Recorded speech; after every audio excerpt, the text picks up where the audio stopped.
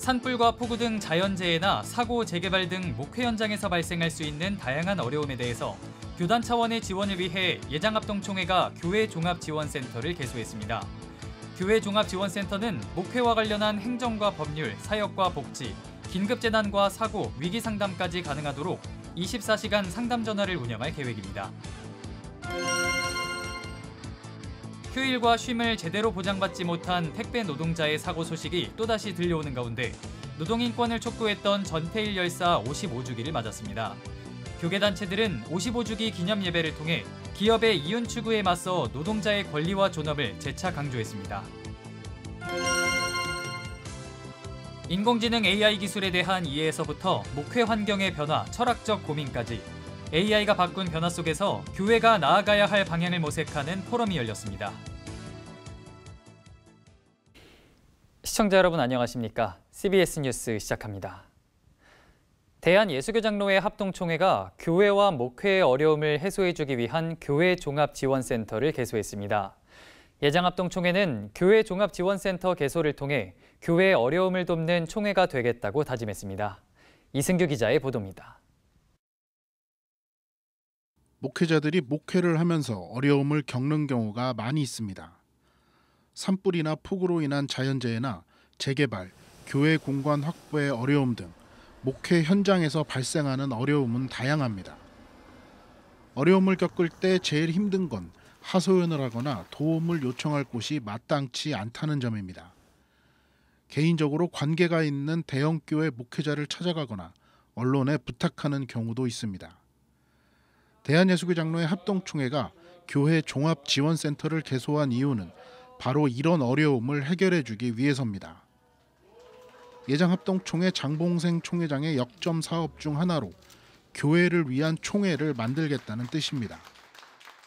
교인들을 위한 교회, 교회를 위한 노회, 노회를 위한 총회. 우리 총회가 노예, 교회, 교인들을 위해서 지금까지 잘해왔지만 더 구체적인 도움을 신속하게 또 풍성하게 드릴 수 있는 작은 한 걸음을 내딛는다고 생각합니다.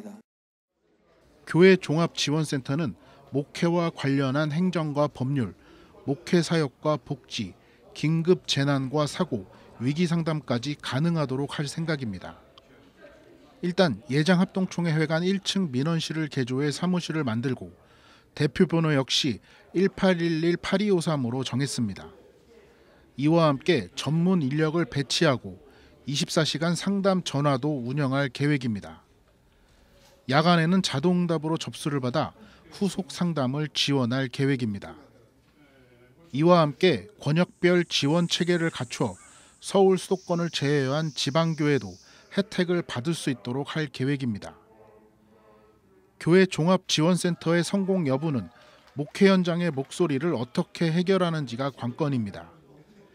교회 종합지원센터는 상담에서 끝나지 않고 실질적인 도움을 주기 위해 행정 법률과 목회사역, 긴급재난, 복지, 위기상담 등을 지원할 수 있는 전문가 섭외도 시작했습니다. 또 센터의 지속성도 중요한 대목입니다. 총회장 임기가 1년이란 점을 고려하면 현 총회장의 역점 사업에 그쳐선 반짝 지원에 그칠 수 있기 때문입니다. 함께하는 따뜻한 총회, 교회 종합지원센터 화이팅! 화이팅! 교회 종합지원센터가 예장합동총회의 119로 성장할 수 있을지 주목됩니다. CBS 뉴스 이승규입니다.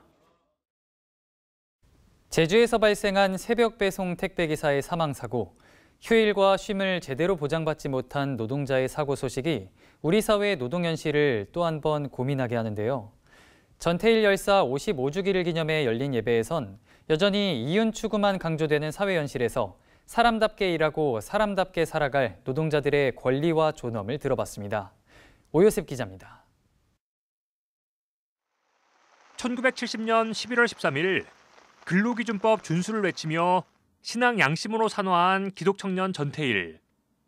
55년이 지났지만 그의 외침과 절규는 여전히 우리 사회에 유효합니다. 밤새 배송을 이어가는 택배 노동자, 계약서 한 장 없이 마이크 앞에 서는 방송 프리랜서, 건설 현장 한켠에서 일감을 기다리는 일용직 노동자, 아이들을 가르치지만 교원으로 인정받지 못하는 강사, 청소 노동자, 문화예술 노동자. 노동의 형태는 다양해졌지만 노동 착취라는 본질은 여전히 남아 있습니다. 하나님, 우리는 오늘도 경험을 쌓는다는 이름으로 불안한 내일을 견디는 청년 노동자입니다. 꿈을 쫓아 일하지만 생계를 위해 포기하고 정의로운 일터를 원하지만 현실에 타협해야 하는 우리의 모순된 하루를 주께서 아시나이다. 전태일 기념예배 참가자들은 신자유주의 경제체제 속에서 노동 그 자체의 존엄한 가치가 무너졌다면서 노동자들이 차별 없이 존중받는 세상을 위해 함께 기도했습니다.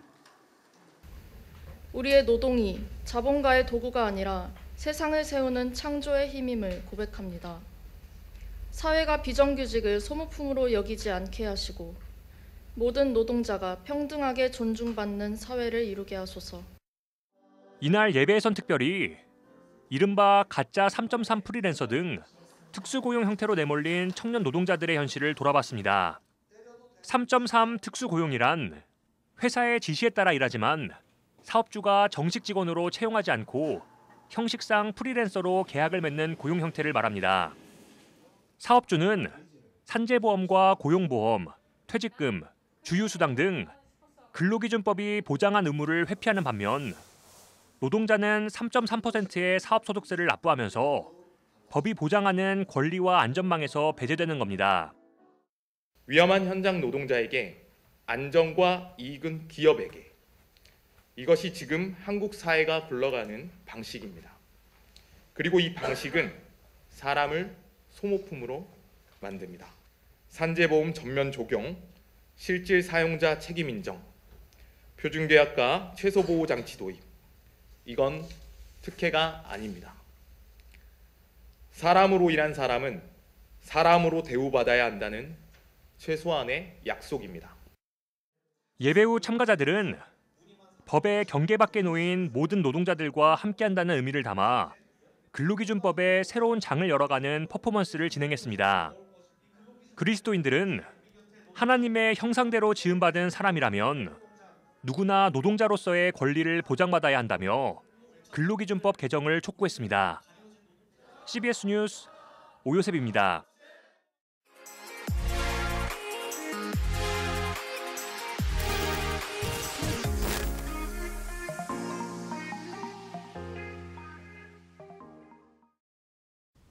AI 기술 문명 속에서 교회는 어떻게 정체성을 지키며 세상과 공존할 수 있을까? 인공지능 기술에 대한 이해에서부터 목회 환경의 변화, 철학적 고민까지 AI가 바꾼 변화 속에서 교회에 나아갈 방향을 모색하는 포럼이 열렸습니다. 최창민 기자가 보도합니다. 목회 환경 속에서의 AI를 주제로 강의를 맡은 조성실 장신대 교수는 AI 문명을 사는 목회자들이 발전하는 인공지능 기술을 외면하기보다 활용할 수 있는 방안을 고민해야 한다고 말합니다. 우리의 의도와 관계없이 인공지능은 이미 문명사적 전환기를 만들어내고 있다는 겁니다. 지브리 스튜디오로 프로필 사진을 만들어보고 뭐 영상을 만들어 이런 게 저품질 AI 시대입니다. 근데 앞으로 이게 점점 더 발전하면 어떻게 되는가? 영인 기업의 시대. 회사가 있는데 어때요? 직원 수가 한 명도 없고 있어봤자 관리자 한 명 정도 있는 그러한 기업이 매출을 발생시키는 그러한 시대 가운데로 우리가 접어들고 있다라고. 조성실 교수는 비행기 부조종사를 의미하는 코파일럿을 붙여 AI 기술을 목회 코파일럿으로 활용할 필요가 있다고 강조했습니다. 우리가 흔히 인공지능을 바라볼 때 두려운 마음이 드는 이유는 뭐냐면 얘가 나를 대체하지 않을까라는 두려움이거든요. AI는 인간의 대체가 아니라 어그멘테이션, 내가 가지고 있는 사역의 능력치를 확장시켜주는 역할을 한다는 거죠. 손다릭 서울교회 목사는 기술 시대의 교회 영성이란 주제의 설교를 통해 AI 기술이 인간을 혹독한 노동에서 해방을 가져다 줄 것이라는 것에 의문을 제기했습니다. 영국 해군의 수준이 굉장히 병력 수가 줄었는데 해군 본부에 근무하는 사람은 더 많아졌대요. 그러니까 일이 적어졌다고 해서 사람이 적어지는 게 아니더라는. 다른 여러 가지 부작용도 있겠지만 적어도 노동으로부터는 해방시켜줄 것이라는 기대를 하는데 과연 그대로 될 것인가라는 의구심도 그래서 생겨나게 됩니다. 손다링 목사는 교회 사역에 있어 가장 중요한 것은 기술 습득이 아니라 성령의 역사라는 점을 강조했습니다. 프로그램 안 해본 게 없습니다. 온갖 걸 다 해봤는데 백약이 모여할 때가 많았는데 관건은 성령과 함께하는 것이었습니다. 이런 세속 사회에서 개발시켜준 이 문명을 성령께 감동된 사람들의 손으로 사용할 때 다윗의 물먹들이 되게 해주실 줄로 믿습니다. 뇌과학자로 유명한 정재승 카이스트 교수는 인간이 감정을 지니는 건 몸이 있기 때문이라며 AI가 로봇의 형태로 몸을 가지게 되면 임무를 수행하는 과정에서 감정을 느끼는 것으로 보이는 상황이 벌어질 것으로 내다봤습니다. 기술 철학을 공부한 손하철 한동대 교양학부 교수는 AI 기술의 이면에 숨겨진 유령 노동자와 같은 윤리적 문제, 막대한 에너지 소비 등 환경 문제에 대해 교회가 관심을 가져야 한다고 강조했습니다. 그러면서 신기술에 일정한 거리를 두고 관찰을 통해 성숙한 대안을 제시할 것을 촉구했습니다. CBS 뉴스 최창민입니다. 최근 국회에서 성범죄 전과 성직자 종교기관 재취업 제한법이 발의된 가운데 교회개혁실천연대가 환영의 뜻을 밝혔습니다. 개혁연대는 성명을 내고 이번 법안은 비단 기독교 복음선교회, JMS 정명석 같은 이단만 해당되는 문제가 아니라 한국 개신교 안에서 반복됐던 성직자 성범죄 문제를 근본적으로 제어하기 위한 사회적 장치로서 큰 의미가 있다고 말했습니다. 이어 아동과 청소년을 포함한 취약한 신도들을 보호하고 종교의 이름으로 행해지는 성범죄의 뿌리를 뽑기 위한 기초적이며 필수적인 조치라고 강조했습니다. 세계복음주의연맹 WEA 서울총회가 지난달 30일 폐막한 가운데 한국복음주의협의회가 한국교회의 복음주의 운동을 이끌어갈 책임이 있다는 주장이 나왔습니다.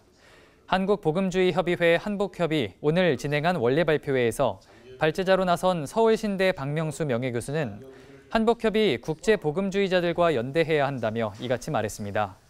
박명수 명예교수는 또 한복협이 진보와 보수를 넘어 복음주의자들과 함께 한국교회 연합을 위해 노력해야 한다고 강조했습니다. 분당 우리교회와 이랜드 복지재단이 위기가정 긴급지원과 관련해 다시 한번 손을 잡았습니다.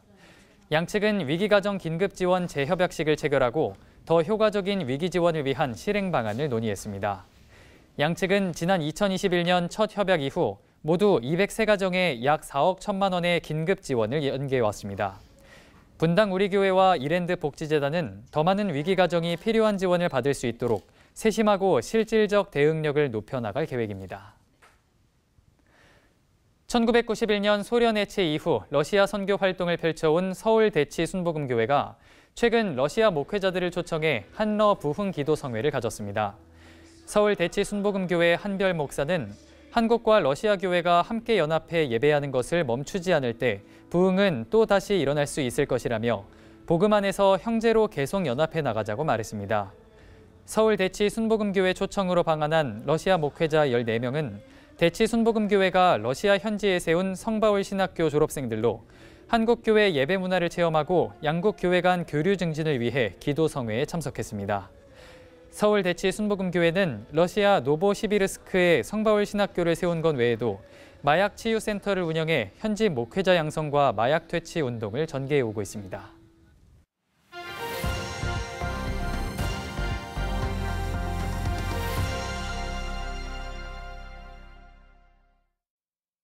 간추린 지역교계 소식입니다. 부산교회총연합회가 희망과 사랑의 쌀 나눔 행사를 열었습니다. 한밭제일장로교회는 수험생과 다음 세대를 위한 기도회를 가졌습니다. 부산교회총연합회가 제2회 희망과 사랑의 쌀 나눔 행사를 열었습니다. 23개 지역 교회와 단체, 27명의 개인이 후원해 사랑의 쌀 10kg 1000포대가 마련됐으며 쌀은 무료 급식소와 장애인 시설 등에 전달될 예정입니다. 섬길 수 있으면 좋겠다. 어려운 이웃이나 또는 어려운 교회를 돕는 그 취지로 춘천 성시화운동본부가 정기총회를 열고 이수형 이사장의 연임을 결정했습니다. 흩어져서 광장에서 삶으로 살아내는 것이 전교회가 전복음을 전 시민에게 전하는 이 모습이 될 때에 우리 춘천 성시화의 핵심이 아닌가. 춘천 성시화 운동본부는 교회의 연합과 다음 세대 청소년 사역에 힘쓰겠다고 밝혔습니다. 기아대책과 목회데이터 연구소가 한국교회 트렌드 2016 목회자 재직자 세미나를 열고 내년 목회계획 수립에 도움이 될 만한 교계의 흐름과 주목할 현상을 짚어봤습니다. 교회가 영성을 회복하고 본질로 돌아가야 된다. 진정한 돌봄과 또 진정한 성도의 교제가 회복될 때 진정으로 교회가 잘 성숙하고 성장할 수 있다. 한밭제일장로교회가 대학 수학능력시험 수험생과 다음 세대를 위한 기도회를 열었습니다.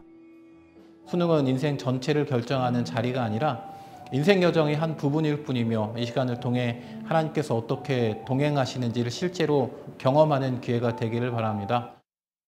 한밭제일장로교회는 수험생 자녀들을 위한 축복 기도문과 수능 이후를 위한 기도문을 각 가정에 배포하고 신앙 안에서 자녀들을 양육하길 당부했습니다.